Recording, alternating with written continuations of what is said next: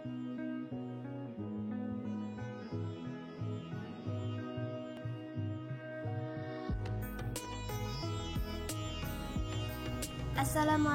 warahmatullahi wabarakatuh. Bismillahirrahmanirrahim. Alhamdulillahirabbil alamin. Assalatu wassalamu ala asrafil anbiya'i wal mursalin sayyidina wa maulana Muhammadin wa ala alihi wa sahbihi ajma'in. Amma ba'du. Perkenalkan, nama saya Ajeng Rahmawati dari kelompok pertama dengan materi konsep dasar pengelolaan kelas. Konsep dasar pengelolaan kelas terdapat 4 poin. Yang pertama, pengertian pengelolaan kelas.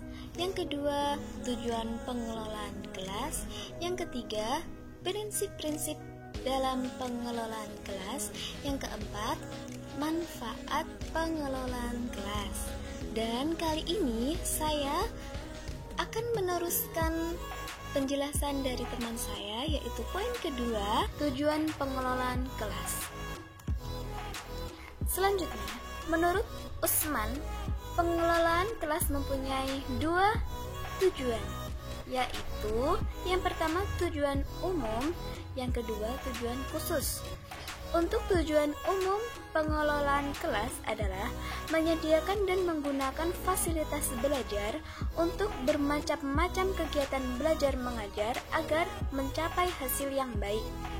Untuk tujuan khususnya adalah mengembangkan kemampuan siswa dalam menggunakan alat-alat belajar, menyediakan kondisi-kondisi yang memungkinkan siswa bekerja dan belajar, serta membantu siswa untuk memperoleh hasil yang diharapkan.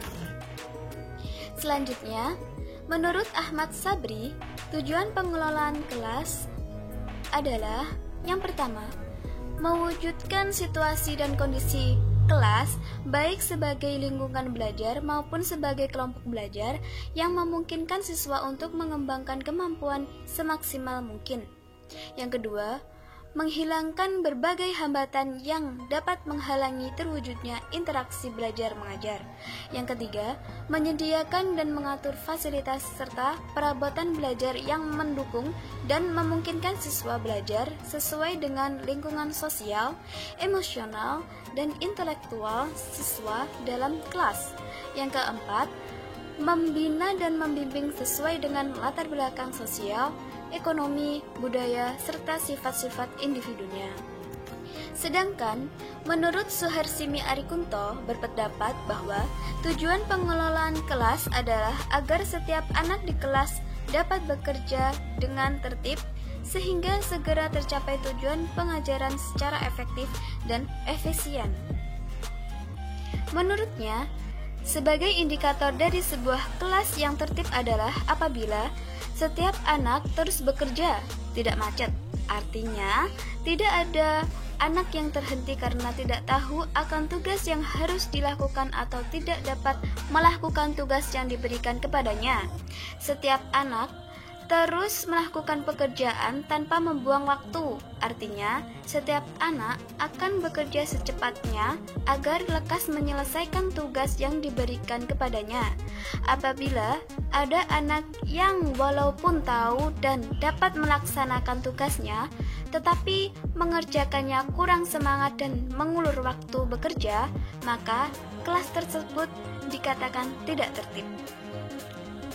Next, hadis tujuan pengelolaan kelas. Menurut saya, hadis tersebut tepat digunakan untuk dalil tujuan pengelolaan kelas, yang berbunyi, karena Nabi sallallahu alaihi wasallam yatakhawwaluna bil mau'izati fil ayyam karahatas samati alaina.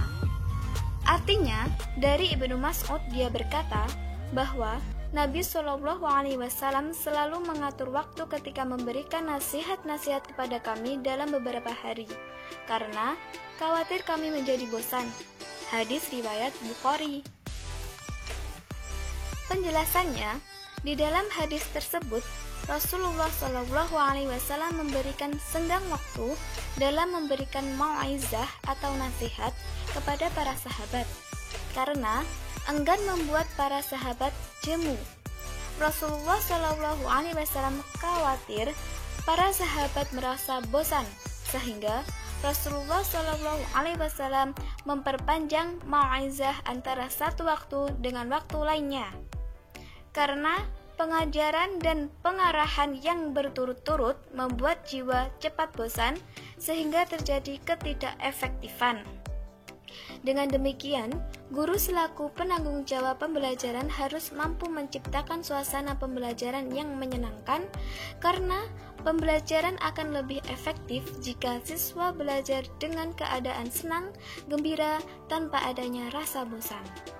Sebagaimana tujuan pengelolaan kelas, yaitu agar setiap siswa di kelas dapat mengikuti pembelajaran dengan tertib dan disiplin, sehingga tujuan pembelajaran dapat tercapai dengan baik.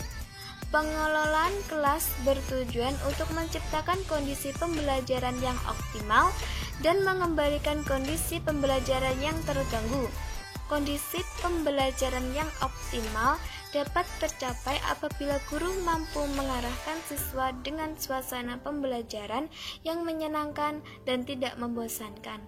Oleh karena itu, guru harus bisa mengondisikan kelas secara baik sebagaimana tujuan pengelolaan kelas. Sekian dari saya, apabila ada kurang lebihnya saya mohon maaf. Wabillahi taufik wal hidayah wa ridha wal inayah. Wassalamualaikum warahmatullahi wabarakatuh.